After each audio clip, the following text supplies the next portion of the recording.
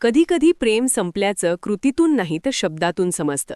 समोरची व्यक्ती थेट असं म्हणत नाही की मी तुझ्यावर प्रेम करत नाही, पण काही शब्द असे असतात जे ऐकले की आतून काहीतरी तुटतं आणि कळून जातं की प्रेम आता उरलेलं नाही.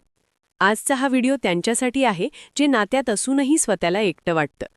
जेव्हा तुम्ही तुमचं दुखणं सांगता आणि समोरून उत्तर येतं, तुला जास्त वाटतंय. हा शब्द साधा वाटतो, पण तो तुमच्या भावनांचं अवमूल्यन करतो. ज्याला खरं प्रेम असतं तो तुमच्या वेदना कमी करतो, उडवून लावत नाही, कारण प्रेमात संवाद असतो, त्रास नाही. पण जेव्हा कोणी म्हणतं माझं डोकं खाऊ नकोस, तेव्हा समजून घ्या तुमचं बोलणं त्याला ओझं वाटू लागलं आहे. आणि लक्षात ठेवा, प्रेमात कोणीही ओझं नसतं. खरं प्रेम वेळ काढतं, पण प्रेम नसलेली व्यक्ती नेहमी एकच कारण देते, मला वेळ नाही. आणि ज्याच्याकडे तुमच्यासाठी वेळ नाही, त्याच्याकडे तुमच्यासाठी भावना पण नसतात.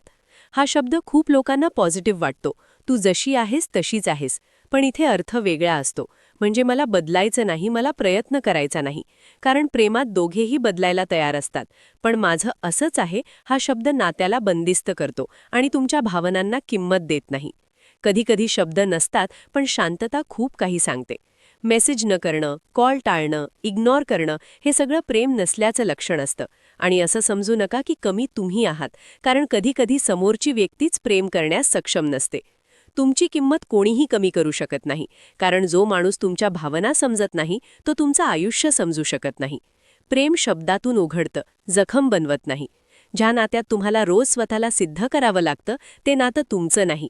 स्वतःवर प्रेम करा, कारण तुम्ही त्यासाठी योग्य आहात.